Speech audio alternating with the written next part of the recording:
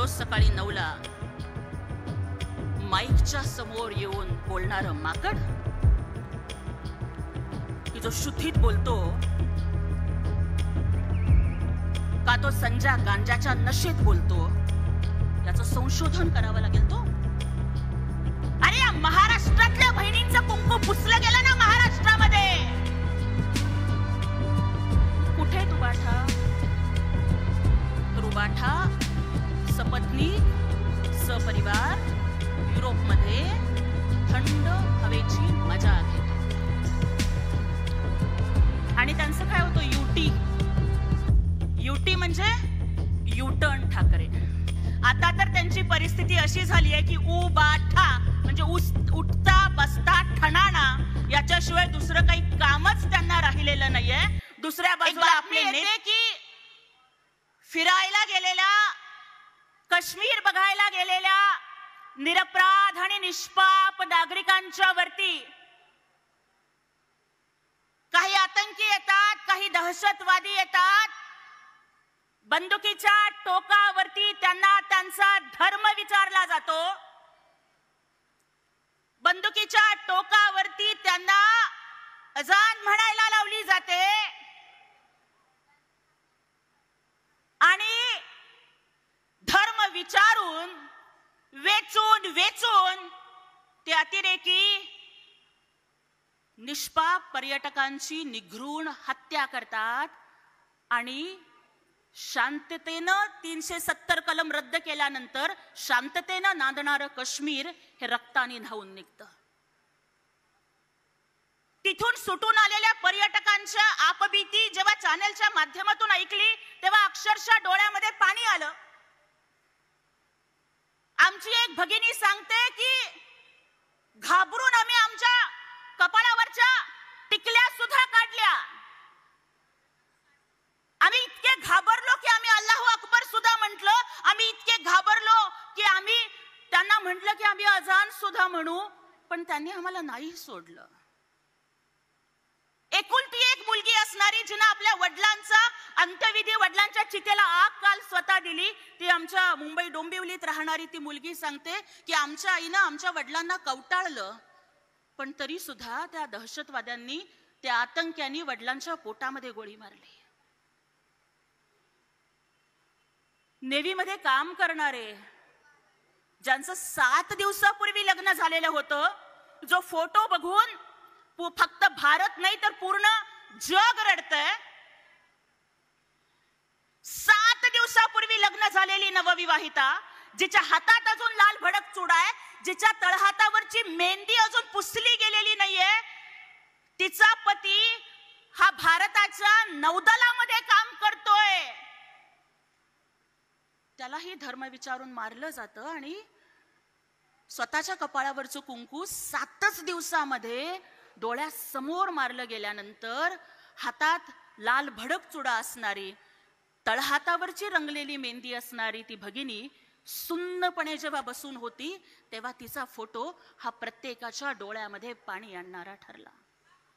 त्याच्यानंतर माननीय अमित शहा साहेब तिथे गेले. आदरणीय मोदीजींनी सांगितलं की आम्ही दहशतवाद्यांना कठोर शिक्षा देऊ.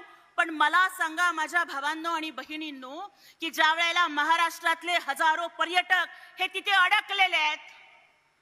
आज आम्ही मुलाखती बघितल्या नागपूर मधल्या काही पर्यटकांच्या की ते अनंतनाग मध्ये देवदर्शनासाठी रेल्वेने गेले होते. आणि जसं म्हणतात ना की आसमानी आणि सुलतानी संकट एकदम आली, भूस्खलन झालं, रेल्वे पुढच्या 8-10 दिवसांच्यासाठी डिस्टर्ब झाली, रेल्वेची तिकीट त्यांना मिळणार नाहीयेत. आणि याच्यामध्ये मढ्याच्या टाळूवरचं लोणी खाणं ज्याला म्हणतात ना की ही घटना घडली. आणि सगळ्या विमान कंपन्यांनी आपले तिकिटांचे रेट वाढवले. मग सर्वसामान्य परवडणार आहेत ती तिकीट? मग अशा वेळेला जर या महाराष्ट्राचे उपमुख्यमंत्री, शेतकऱ्यांचा पुत्र, लाडक्या बहिणींचा लाडका भाऊ, जे प्रत्येक संकटात मदतीसाठी धावून जातात, ज्यांना लोक मदतीचा हात म्हणतात, ज्यांना लोक अनाथांचा नाथ म्हणतात, ज्यांना लोक एकनाथ म्हणतात, ते आमचे एकनाथजी शिंदे साहेब जर काश्मीरमध्ये अडकलेल्या त्या निरपराध पर्यटकांना सोडवण्यासाठी स्वतःचा जीव धोक्यात घालून काश्मीरमध्ये गेले. त्यांनी गुन्हा केला, त्यांनी अपराध केला, त्यांनी चूक केली. आणि हे कोण बोलतंय? रोज सकाळी 9ला माईकच्या समोर येऊन बोलणारं माकड, की जो शुद्धीत बोलतो, का तो संजा गांजाच्या नशेत बोलतो? याचं संशोधन करावं लागेल. तो भांडूपचा भामट्या तो म्हणणार की शिंदे साहेबांनी काश्मीरला जायला नाही पाहिजे होतं. अरे महाराष्ट्र धर्मावरती टाळी देणारे तुम्ही लोक, अरे महाराष्ट्रातली लोक मारली गेली ना काश्मीरमध्ये. अरे या महाराष्ट्रातल्या बहिणींचं कुंकू पुसलं गेलं ना महाराष्ट्रामध्ये. मग कुठे आहे उबाठा? तर उबाठा सपत्नीक सपरिवार युरोपमध्ये थंड हवेची मजा घेत आहेत. उबाठा इंग्लंडमध्ये युरोपमध्ये फिरत आहेत. एकनाथजी शिंदे साहेब काय करत आहेत? अरे मध्यरात्री सुद्धा बघा, कालचे सगळे लाईव्ह, मध्यरात्री सुद्धा स्वतः विमानतळावरती थांबून प्रत्येकाला खाजगी विमानांची सोय करून जर महाराष्ट्रामध्ये सुखरूप पाठवलं तर गुन्हा केला, अपराध केला. आणि हे माईकच्या समोर हे बडबडणार, हे बुद्धीने अंधारलेले लोक आणि माईकची नशा चढलेले लोक हे ठरवणार की अरे तुमच्या नेत्यांना साधं ट्विटरवरती व्यक्त नाही होता आलं, त्यांनी साधी सहानुभूती नाही दाखवली.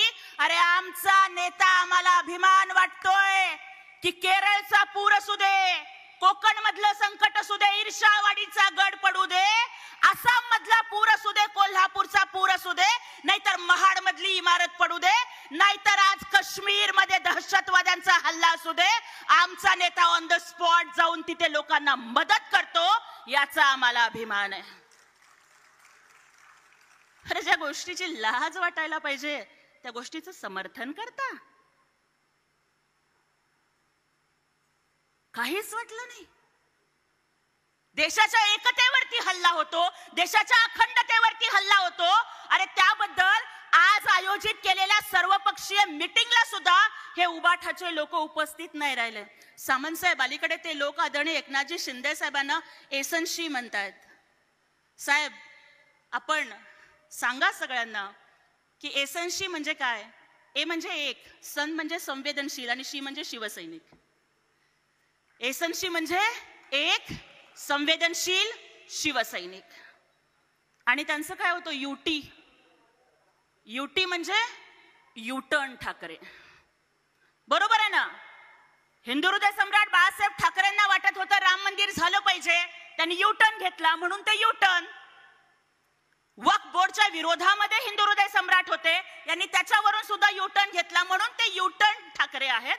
आपण त्यांच्या नादाला लागायला नको.